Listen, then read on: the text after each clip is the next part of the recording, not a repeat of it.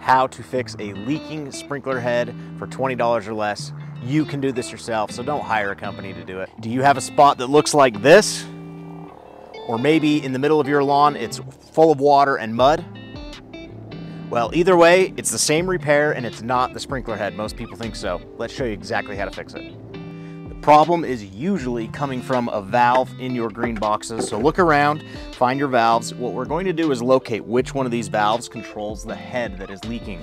So twist this solenoid open. It usually has 2 wires coming out.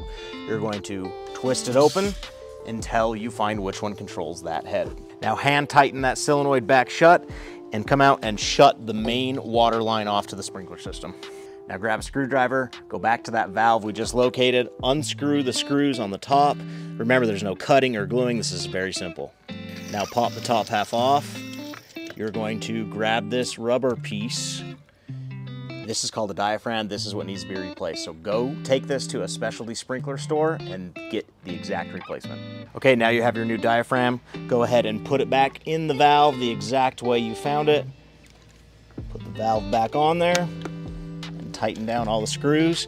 After they're tight, you're going to slowly turn that water back on, and 9 times out of 10, it should be fixed. Follow us for more tips.